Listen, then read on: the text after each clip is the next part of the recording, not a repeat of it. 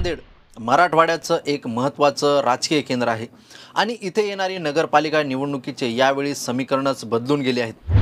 काँग्रेस आणि वंचित बहुजन आघाडी हे एकत्र आलेत, तर दुसरीकडे भाजप पूर्णपणे स्वबळावर या निवडणुकीमध्ये उतरत आहे।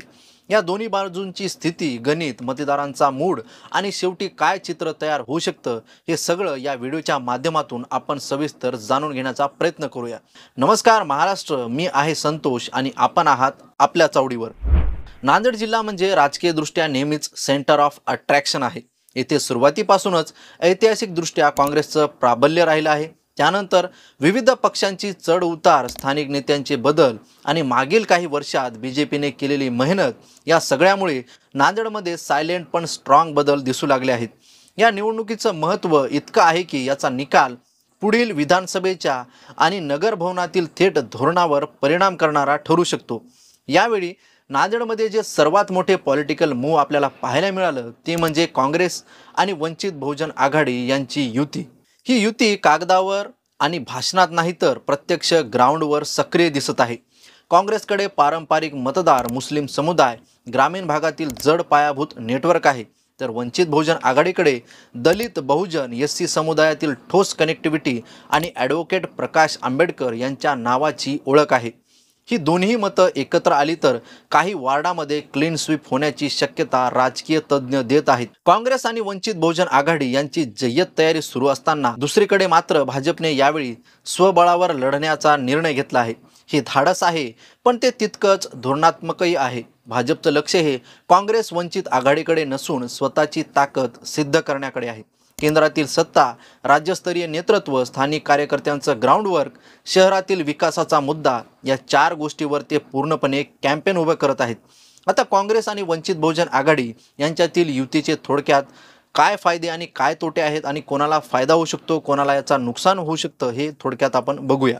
एकेकाळी वंचितमुळे मागील काही निवडणुकांमध्ये काँग्रेसला बऱ्याच मोठ्या प्रमाणामध्ये मताचे विभाजन झाल्यामुळे खूप मोठ्या प्रमाणामध्ये त्यांना नुकसान झालं होतं, पण आता ही युती झाल्यामुळे त्यांना ही मताचे विभाजन टाळता येऊ शकतं आणि ते विजयाकडे वाटचाल करू शकतात। त्याबरोबरच काँग्रेसच्या पारंपरिक मतांना दलित बहुजन मतांची जोड या निवडणुकीमध्ये नक्कीच मिळणार आहे। आणि महत्त्वाचं म्हणजे मुस्लिम व दलित मतदार या युतीमुळे एकत्र आल्यास काही वार्डामध्ये मोठा फायदा या आघाडीला होऊ शकतो आणि बीजेपीला थेट टक्कर देणारी मजबूत ब्लॉक तयार होण्याची शक्यता आहे। हे तर होते या युतीमुळे होणारे राजकीय वर्तुळातील फायदे, पण त्याबरोबरच या युतीचे काही तोटेही आपल्याला पाहायला मिळू शकतात। या युतीमुळे उमेदवार वाटपावर नाराजगी निर्माण होऊ शकते व काही वार्डामध्ये स्थानिक नेते वंचित बहुजन आघाडीला स्वीकारायला तयार नसतात। काँग्रेसमध्ये अंतर्गत गटबाजीमुळे एकत्रित कॅम्पेन कमकुवत पडू शकते, तर भारतीय जनता पक्षाने या निवडणुकीमध्ये एकला चलोरेचे धोरण स्वीकारले असल्यामुळे त्यांनी जो स्वबळाचा मार्ग या ठिकाणी निवडला आहे तो देखील त्यांना फायदेशीर ठरू शकतो। भारतीय जनता पक्षाला आपलं मत स्वतःच्या ब्रँडवर उभं करण्याची क्षमता निर्माण होऊ शकते।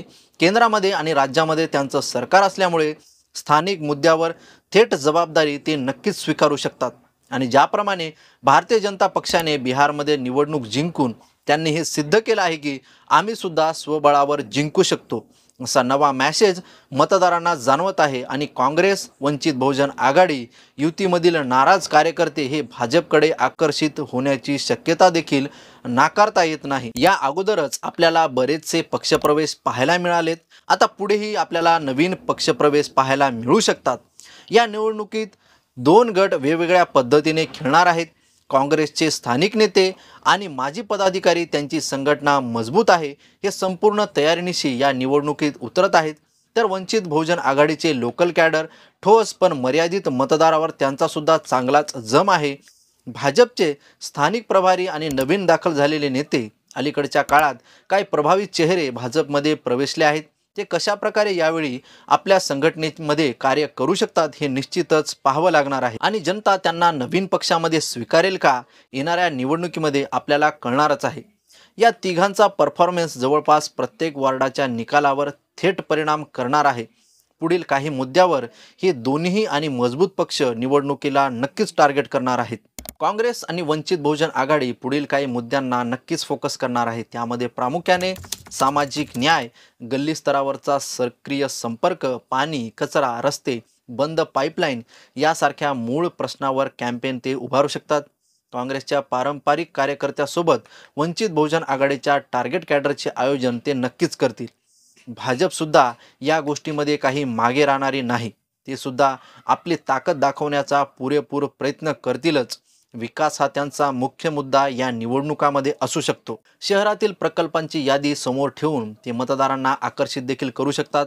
मोदी फेस त्याबरोबर स्थानिक नेत्यांचं नेटवर्क या धोरणांचा सुद्धा ते नक्कीच अवलंब करतील. काही वार्डामध्ये युवा मतदारांना नक्कीच ते प्रभावित करण्याचा प्रयत्न सुद्धा करतील. पण नांदेडकरांचा मूड मात्र कोणत्या गोष्टीकडे राहील हे काही सांगता येत नाही. कारण तेच जनता जनार्दन आहेत आणि तोच ठरवणार आहेत की त्यांचा नेता कोण आहे. आपला प्रतिनिधी निवडण्याचे पूर्ण स्वातंत्र्य त्यांच्या हातामध्ये आहे. त्यामुळे स्थानिक लोक अजून अंतिम निर्णयात नाहीत, पण समस्या सोडवणारा कोण या मुद्द्यावरच ही संपूर्ण निवडणूक नक्कीच फिरणार आहे. या निवडणुकीत दोन मोठे चित्र तयार होऊ शकतात. काँग्रेस आणि वंचित बहुजन आघाडीचं मजबूत प्रदर्शन. जर युती टिकली, नाराजी कमी झाली आणि सामाजिक गट एकत्र आले तर ते अनेक वार्डामध्ये थेट आघाडी घेऊ शकतात. आणि दुसरं म्हणजे भाजपचा स्वबळावर जोरदार कमबॅक करू शकतो. जर काँग्रेस वंचितमध्ये मतविभाजन किंवा अंतर्गत असंतोष निर्माण झाला तर भाजप काही ठिकाणी अगदी सहज घुसू शकते. आणि या निवडणुकामध्ये महत्त्वाचे इतरही पक्ष आहेत जे सुद्धा विजयाचे प्रबळ दावेदार आहेत. आणि या निवडणुकीमध्ये त्यांचे देखील तेवढेच महत्त्व आहे जेवढे या तिन्ही पक्षांचा आहे. त्यांचा देखील सहभाग निश्चितच या निवडणुकीमध्ये आहे आणि ते सुद्धा या निवडणुकीमध्ये बाजी मारू शकतात. तर तिसऱ्या घटकाचा परिणाम म्हणजे राष्ट्रवादी काँग्रेसचे दोन्ही स्थानिक गट, अजित पवार गट आणि शरदचंद्र पवार गट, त्याबरोबरच शिवसेनेचे दोन्ही गट, उद्धव बाळासाहेब ठाकरे गट आणि एकनाथ शिंदे गट आणि अपक्ष हे सुद्धा काही जागा बदलवून टाकू शकतात. नांदेड नगरपालिका निवडणूक म्हणजे फक्त पक्षामधील स्पर्धा नाही, ही लोकांच्या दैनंदिन जीवनातील पाणी, रस्ते, स्वच्छता, रोजगार आणि स्थानिक प्रशासकीय कार्यक्षमतेशी जोडलेली आहे. आता या महापालिका निवडणुकीच्या युद्धात काँग्रेस आणि वंचित बहुजन आघाडीची युती किती परिणामकारक ठरेल, भाजपचा स्वबळाचा प्रयोग यशस्वी होईल का, हे येणारा निकालच सांगेल. पण एक गोष्ट मात्र नक्की, या निवडणुकीमुळे नांदेडचं राजकीय संतुलन मोठ्या प्रमाणात बदलू शकतं. तुम्हाला काय वाटतं, युती फळेल का की भाजपचा स्वबळ भारी पडेल? कमेंटमध्ये नक्की कळवा. व्हिडिओ आवडला तर लाईक, शेअर आणि सबस्क्राईब जरूर करा. धन्यवाद.